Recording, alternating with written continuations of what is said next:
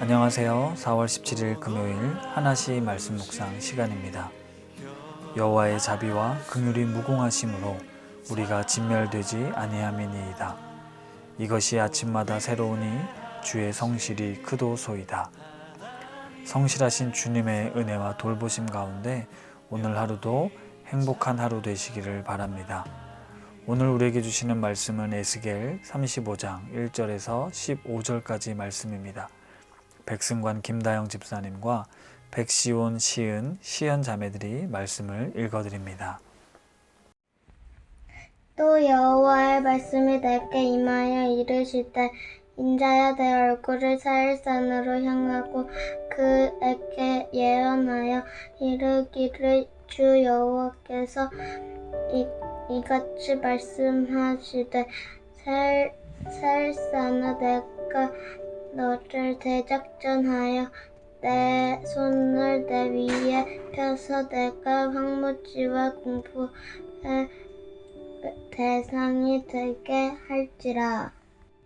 내가 내 성읍들을 무너뜨리며 내가 황폐하게 되리니 내가 나를 여호와인 줄을 알리라. 내가 옛날부터 한을 품고 이스라엘 족속의 환난 때 곧 죄악의 마지막 때에 칼의 위력에 그들을 넘겼도다. 그러므로 주 여호와의 말씀이니라. 내가 나의 삶을 두고 맹세하노니 내가 너에게 피를 만나게 한즉 피가 너를 따르리라. 내가 피를 미워하지 아니하였은즉 피가 너를 따르리라. 내가 사일산이 황무지와 폐허가 되게 하여 그 위에 왕래하는 자를 다 끊을지라. 내가 그 죽임 당한 자를 그 여러 산에 채우되 칼에 죽임 당한 자를 내 여러 맷뿌리와 골짜기와 모든 시내에 엎드러지게 하고 너를 영원히 황폐하게 하여 내 성읍들에 다시는 거주하는 자가 없게 하리니 내가 여호와인 줄을 너희가 알리라. 내가 말하기를 이 두 민족과 두 땅은 다 내 것이며 내 기업이 되리라 하였도다.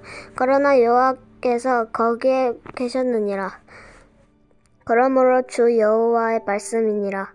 내가 나의 삶을 두고 맹세하노니 내가 그들을 미워하며 노하며 질투한 대로 내가 네게 행하여 너를 심판할 때에 그들이 나를 알게 하리라.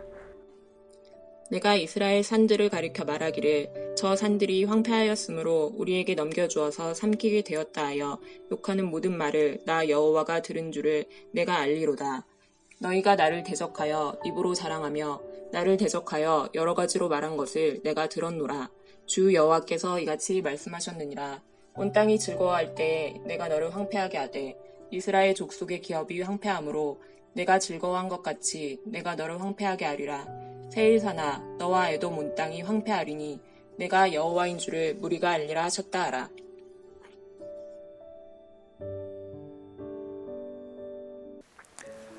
에스겔 35장 말씀은 세일산에 대한 심판 예언입니다. 세일산은 에돔 지역에 위치한 산으로 에돔은 에서의 다른 이름입니다. 에서의 자손들이 세운 민족을 에돔족이라고 부르는데요. 이들은 남쪽 유다의 아랫지방에 자리를 잡고 살아가고 있었습니다. 창세기 36장에 보면 야곱과 에서가 함께 거주할 수 없어서 에서 곧 에돔이 세일산에 거주했다라는 구절이 나옵니다. 다시 말하면 세일산에 대한 심판 예언, 오늘은 에돔에 대한 심판 예언이라고 할 수 있죠. 우선 본문에 대한 배경 이해가 좀 더 필요한데요. 에스겔 25장부터 32장까지는 이스라엘의 주변 민족들에 대한 심판 예언이 기록되어 있습니다. 물론 그 중에 에돔에 관한 심판의 말씀도 기록되어 있죠. 그리고 33장부터 이스라엘의 회복에 대한 말씀이 기록되어 있습니다. 그런데 35장에 갑자기 이 세일산에 대한 에돔에 대한 심판 메시지가 기록되어 있는 것입니다. 그리고 이어지는 36장은 이스라엘 산에 대한 회복의 말씀이 선포되고 있고요. 세일산의 심판과 이스라엘 산의 구원이 연속해서 등장하는 것은 두 대상을 비교하기 위함인데요. 다시 말하면 이스라엘의 구원과 회복을 위해 선행되어야 할 것이 바로 이스라엘 대적들에 대한 심판이라는 것입니다. 그 심판받아야 할 대표 선수로 에돔이 선택됐습니다. 그렇다면 왜 에돔이라는 나라가 대표로 선택되었을까요? 이삭에게는 두 아들이 있었습니다. 에서와 야곱입니다. 야곱이 형 에서로부터 장자권을 취했고 훗날 이삭의 축복도 가로챈 장면을 우리는 알고 있습니다. 수십 년이 지난 이후에 두 사람은 서로 화해를 하긴 했지만 시간이 지나 그 자손들은 서로 평화롭게 잘 지내지 못했습니다. 아브라함의 자손이었고 이삭의 아들이었던 에서가 하나님의 심판의 대표 나라로 언급되고 있는 모습이 참 안타깝습니다. 지난 월요일 에스겔 33장 하나씩 말씀 묵상 때도 나누었지만 하나님께서는 악인이 죽는 것을 기뻐하지 아니하고 악인이 그의 길에서 돌이켜 떠나 사는 것을 기뻐하는 분이십니다. 언약 백성의 자손으로서 에서가 자기의 어리석은 행위를 돌이키고 하나님을 경외하는 사람으로 에돔 족속이 하나님을 경외하는 민족으로 바뀌었다면 어떠했을까요? 하나님께서는 분명 에돔 족속에게 복을 주셨을 것입니다. 하지만 안타깝게도 에돔 족속은 바벨론에 의해 이스라엘이 멸망당할 때 함께 공격하며 멸망을 도왔고 유다 족속이 포로로 끌려가는 것을 보며 기뻐했습니다. 그리고 이후에는 가나안 땅을 차지하고자 하는 욕심까지 나타내고 하나님을 조롱했습니다. 그리하여 에돔은 결국 하나님의 심판의 대상 중에 대표 민족으로 선택된 것입니다.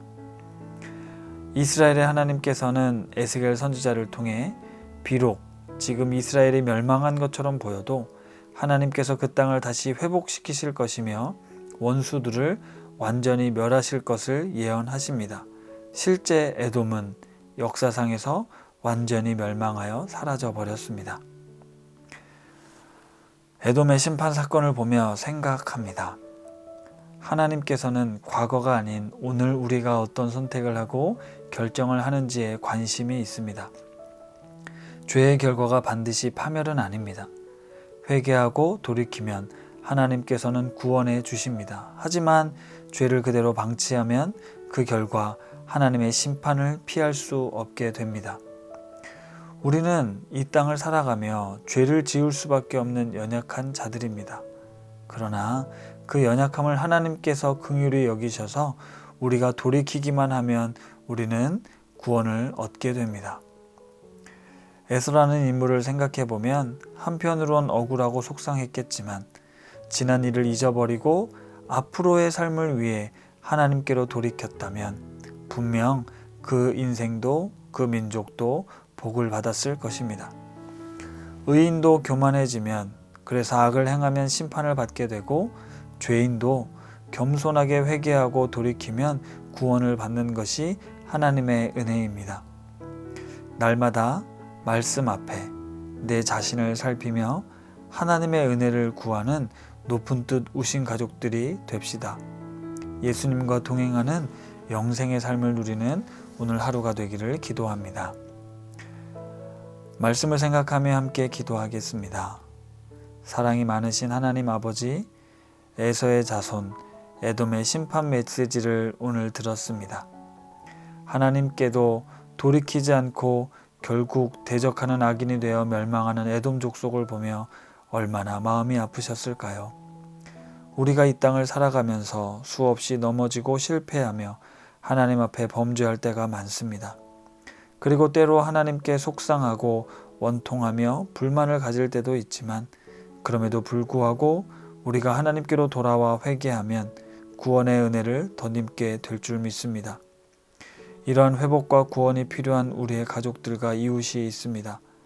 이들에게 하나님의 구원의 은혜가 임하게 하옵소서. 함께 기도하겠습니다.